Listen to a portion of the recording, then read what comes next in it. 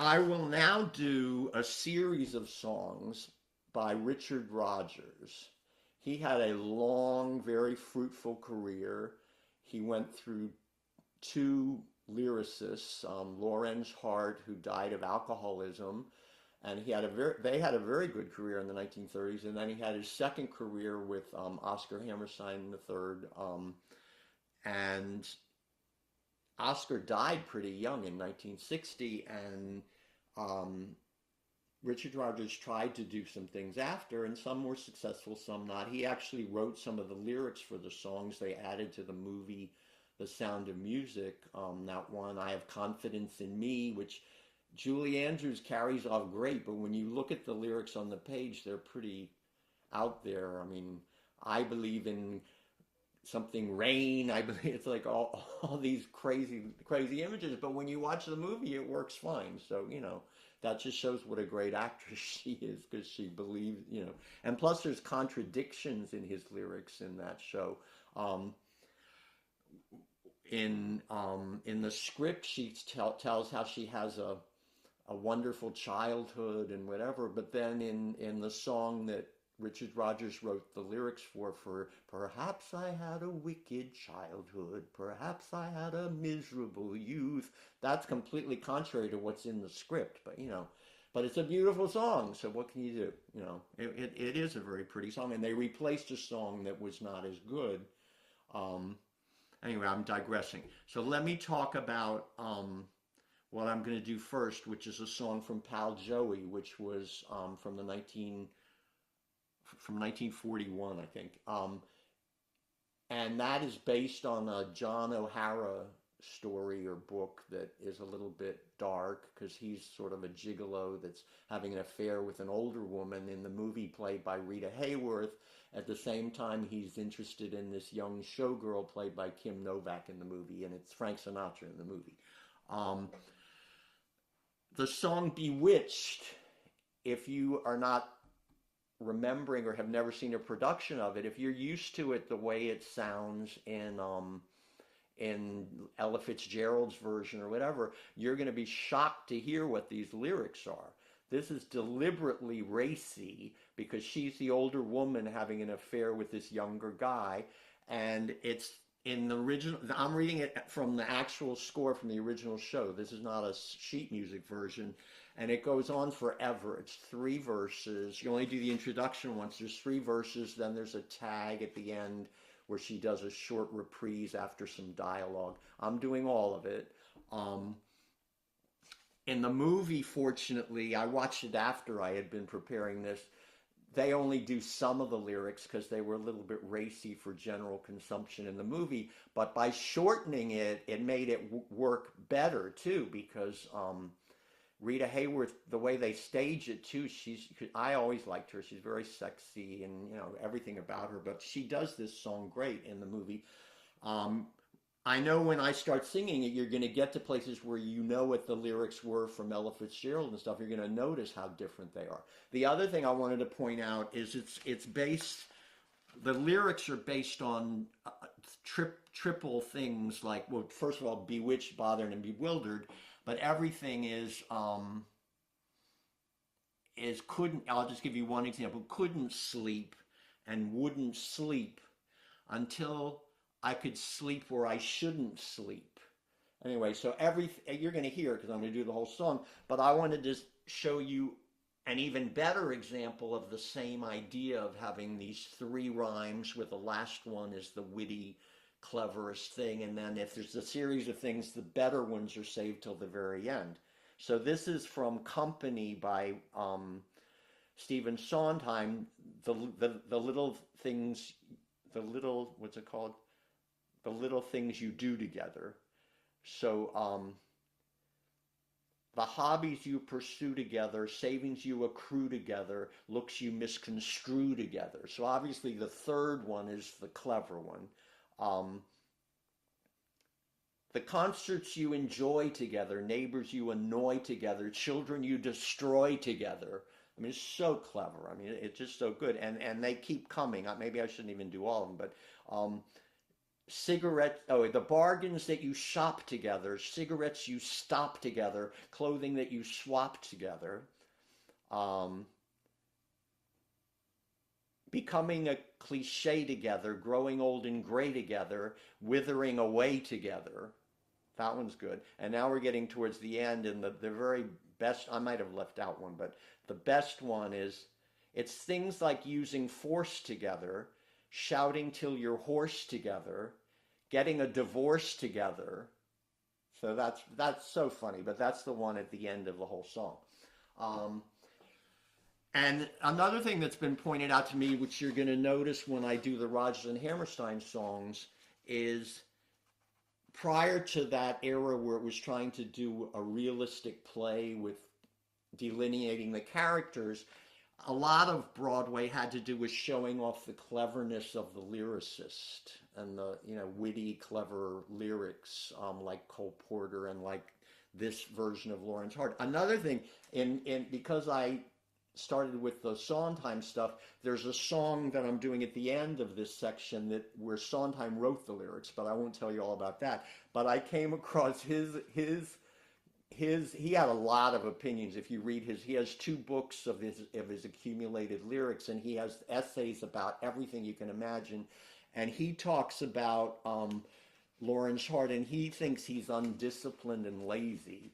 I mean, I think that's a little much, but it's funny. But there is one example here that cracks me up, and when I get to it, in order for this to rhyme, what am I, half shot am I, to think that he loves me, so hot am I. Obviously, what, how do you say that? So when I get to it, I'm going to say it like I'm like that woman in the Groucho Marx movies. What?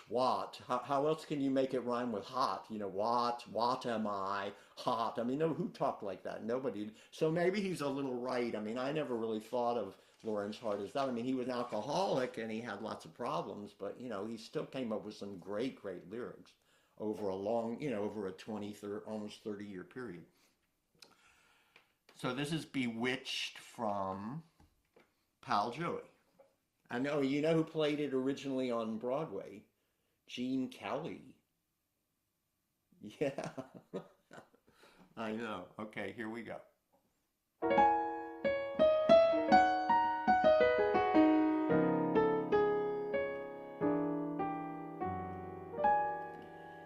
He's a fool, and don't I know it, but a fool can have his charms. I'm in love, and don't I know it, like a babe in arms. Love's the same old sad sensation. Lately I've not slept a wink since this half-pint imitation put me on the blink. I'm wild again, beguiled again, a simpering, whimpering child again, bewitched, bothered, and bewildered am I.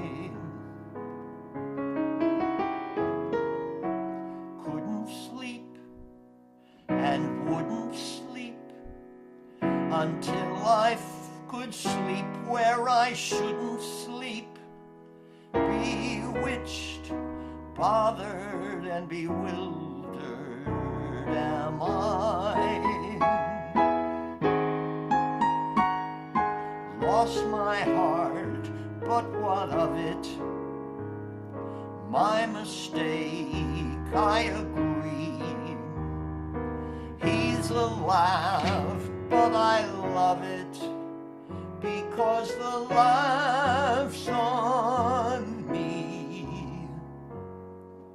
A pill he is, but still he is all wine, and I'll keep him until he is bewitched, bothered, and bewildered like me.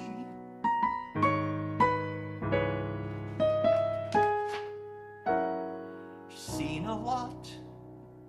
I mean a lot. But now I'm like sweet 17 a lot. Bewitched, bothered, and bewildered am I. I'll sing to him, each spring to him, and worship the trousers that cling to him.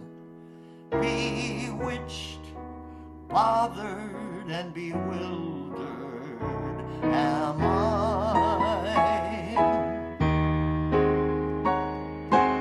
When he talks, he is seeking words to get off his chest.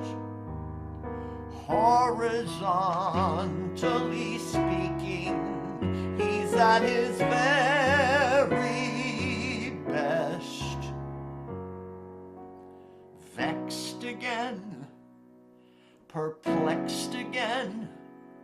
Thank God I can be oversexed again. Bewitched, bothered, and bewildered am I. Sweet again, petite again, and on my proverbial seat again. Bewitched, bothered, and bewildered am I. What am I? Half shot am I? To think that he loves me, so hot am I. Bewitched, bothered, and bewildered am I. Though at first we said no, sir, now we're two little dears. You might say we are closer than Roebuck is to Sears. I'm dumb again and numb again, a rich, ready, ripe little plum again.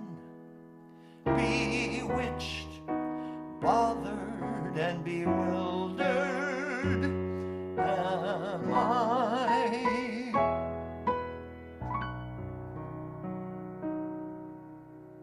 So then there's some dialogue, and if you didn't, I didn't say before, but her name is Mrs. Simpson because her rich husband that she's financing the club for Joey is Mr. Simpson. So that's why she mentions him in this tag to the song.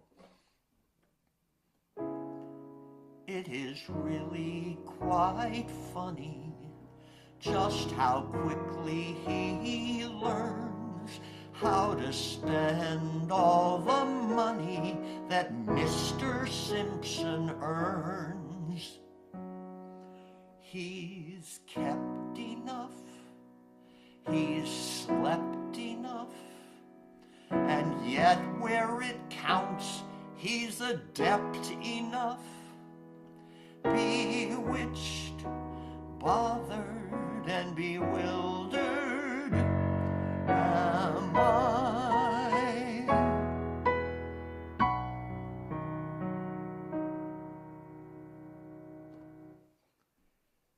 So obviously the public in that era, they liked hearing one racy thing after another coming out of this middle-aged sexy woman. I mean, because this is the way it was in the show, but I think it's too long. I mean, it works fine in the movie because it's only like 1.5 verses, I think, what they do.